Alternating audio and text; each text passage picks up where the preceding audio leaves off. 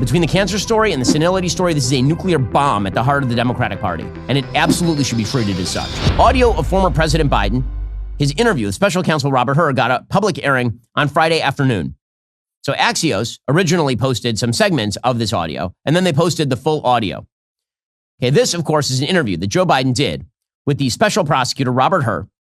You'll recall that the left went insane about this particular interview. Why? Well, because it turns out that Robert Hur, early on in 2024, put out an explanation for why Joe Biden was not being prosecuted for mishandling classified documents. And in that document where he explained why he wasn't going to prosecute Biden, he said basically people will see him in the jury as a well-meaning older man with memory issues, which was a very nice way of saying he's senile. And the entire left went insane. How dare Robert Hur say this? Robert Hur must be some sort of Republican operative saying that the president of the United States has memory problems, that he's senile. You might recall Tommy Vietor, Obama van driver and advisor, saying, quote, Hur's claim that Biden couldn't remember the day his son died was an outrageous lie. It's also cruel and irrelevant. Anyone who's experienced loss like that can remember images, smells, bits of conversation. The pain is burned into you. Dates blend together because they're irrelevant. Okay, and he was just one of the people who was leading the attack on Robert Hur for saying the perfectly obvious, which is that the president of the United States did not have a functioning brain. Okay, well, now we have the audio. And guess what? It turns out Robert Hur was actually understating the case. Robert Hur was being kind. He said that he was a well-meaning elderly man with memory issues. No. This is a person who clearly had senility. Clearly and obviously. And again, I asked the question, where was Dr. Jill? Where was the rest of his family? Honest to God. I mean, can you imagine the absolute kind of moral corruption that it would take to have an ailing member of your family in the most visible position in the world, and you keep him out there because what? You still need to clear some cash if you're Hunter, or you still need to get a pardon, or you just really, really like the power and you really want to be the person who's signing the auto pen. By the way, who the hell was signing the auto pen? This is not a president who knew what he was doing. Who was the actual president of the United States for the last 2 years of his administration? Who?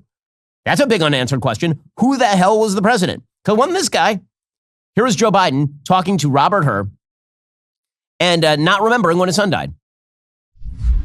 And so what was happening, though, one month ago dying, May 30th, 2018. Was it 2015 he died? Maybe 2015. I think it's 2015. I'm not sure the months are, but I think that was That's right, Mr. President.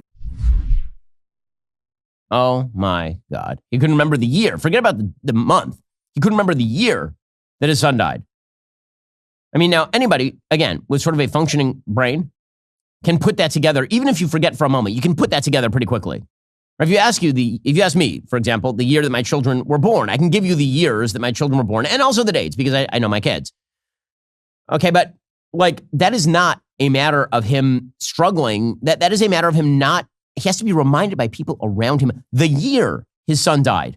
Okay, again, I don't think that's because the images were so deeply ingrained in his memory that the dates didn't matter. I think it's because he couldn't remember. Here he was. He can't remember when Donald Trump was elected. Here's the audio. And Trump gets elected in November of 2017? 2016. All right. So, why do I have 2017 here? That's when you left office, in January of 2017. Okay. Unbelievable. He has to be reminded why he has 2017 on the paper. Even after he's told the date that Trump is elected, November 2016. He says, so why does it say on the paper 2017? This is someone who was ailing. He was ailing in 2023. Everyone knew it. Everyone around him. And his family put him out there anyway. His staff put him out there anyway. By the way, how much do they hate Kamala Harris? And my goodness. They were so desperate to ensure that Kamala Harris was never president that they propped this person up as the president of the United States and tried to make him run for another term. Remember, that is October of 2023. That was a year before the next election, and they still tried to prop that guy up. I have another question. Who the hell around him allowed him to do that debate with Donald Trump? I mean, you want to talk about political malpractice. Who allowed him to do that? That's insane. He was out there going, I'm going to take on Donald. And meanwhile, in the back room, they're all going, wait. This is the same guy who couldn't remember the year his son died or the year Donald Trump was elected. He's going to take on Donald Trump in a debate? Truly? Like, that's it? And remember, folks, if he had not fully collapsed in that debate, he still would have been running. He never would have dropped. Here was Joe Biden being totally unable to put together a coherent sentence in that special prosecutor interview. The period that I was still in the Senate. Anyway, if you remember. There was not pressure. Bo knew how much I adored him.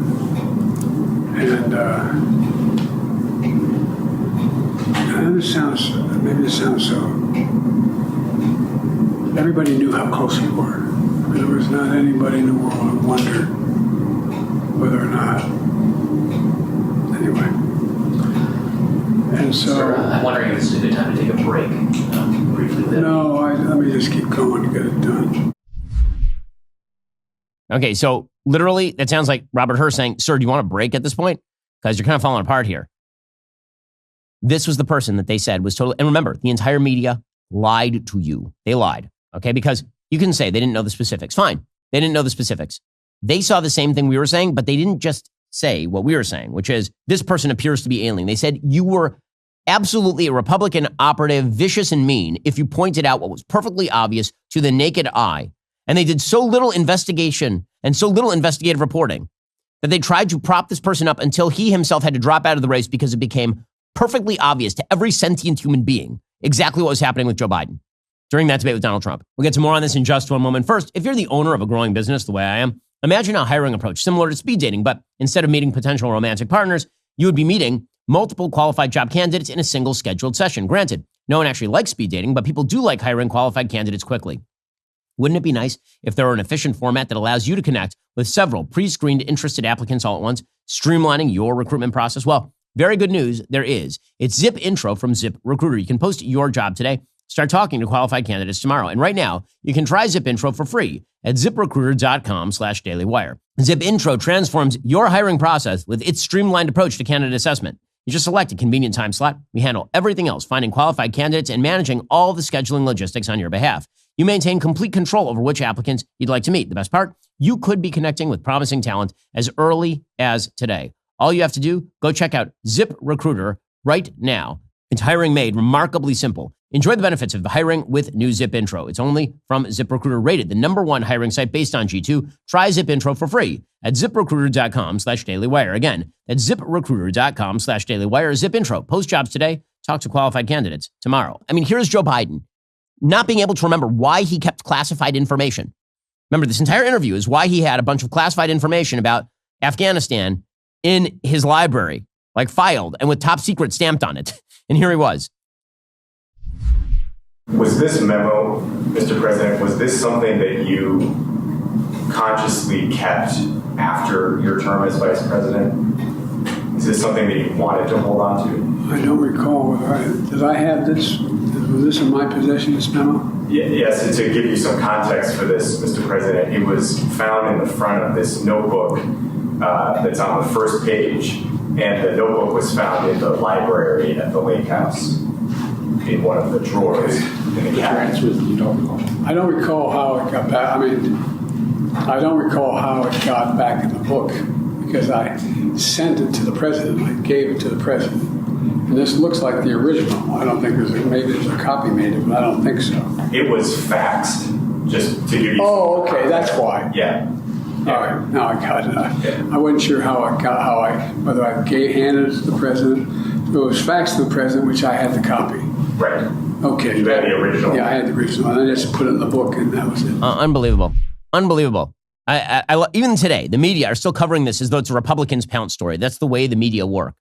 When Democrats do a bad thing, the story is Republicans pouncing. When Republicans do a bad thing, the story is Republicans being bad.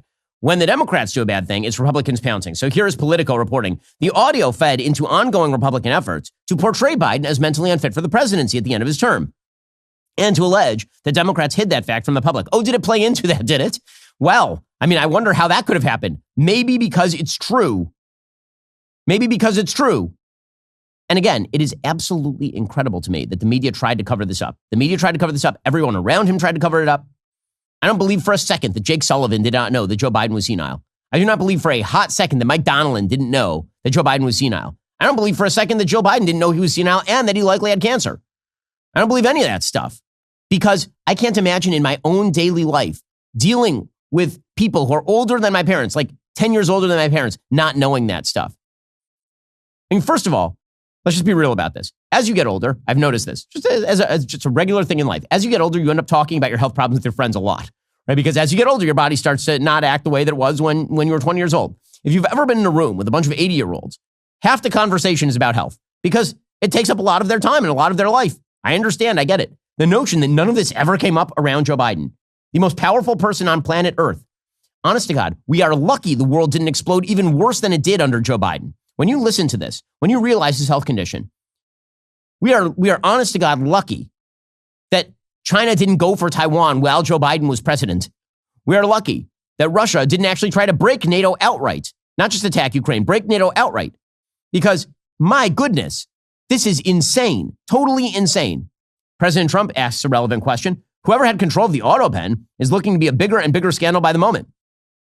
It is a major real part of the crime that the presidential election of 2020 was rigged and stolen. Millions and millions of people knew that, but the radical left Democrats waged a campaign of inoculation and innocence like none had ever been waged before. This is why the unselect committee of political thugs, who were given a full and complete pardon by the person who wielded the now illegally used auto pen, deleted and destroyed all evidence and information from their corrupt and vicious witch hunt against me and many other people whose lives were completely shattered and destroyed by the historically criminal event. Okay, so again, the 2020 election stuff about it being rigged and all that, again, you can say that it was rigged in the sort of informal sense that you had the media covering things up that were relevant about Joe Biden, and that part's true. If what he means is that votes were changed and all, again, but that's not the issue here. The real question is, who was the president of the United States? Who was it? I want to know. Everyone ought to know. Van Jones, maybe the last honest Democrat, he said yesterday, we're going to pay for this cover-up for a very long time as a party. I was shocked to see his condition when he came out, and so was the world. And that wasn't the first time he was in that condition. The book makes it very, very clear. There are people who knew and said nothing. And that is a crime against this republic. And I think the Democrats are going to pay for a long time for being a part of what is now being revealed to be a massive cover-up. Okay, and Van Jones, again, he's being honest about that. I remember I had a conversation with Van in the middle of the campaign, and he was saying the same things. So Van has been honest about this for a very, very long time. Speaking of people who are not honest about this, Senator Chris Murphy, who's attempting a quixotic 2028 candidacy, he was saying that the reason that Donald Trump is in the White House is because the Democrats didn't have the balls to oust Biden. Now, there is some truth to that. Imagine for a second that Joe Biden had actually been ousted from the presidency, not in the middle of 2024, but like in the middle of 2023, when everybody knew that he was gone. It turns out it was earlier than that. But imagine that Joe Biden, 2 years into his presidency, had stepped out. Kamala Harris becomes the president. And now you have open primaries in 2024. Does that change the trajectory? I think Donald Trump still wins. But he's not wrong. The Democrats tried to push this horse over the finish line. They propped El Cid, like almost literally a dead body, on the horse. And it turns out that it didn't work because then Kamala Harris actually got her shot and she lost anyway in the most humiliating electoral defeat maybe of all time. Here is Senator Chris Murphy. But ultimately, in retrospect, you can't defend what the Democratic Party did because we are stuck with a madman, with a corrupt president in the Oval Office, and we should have given ourselves a better chance to win. Okay, I mean, the fact that he's admitting it is kind of the whole thing.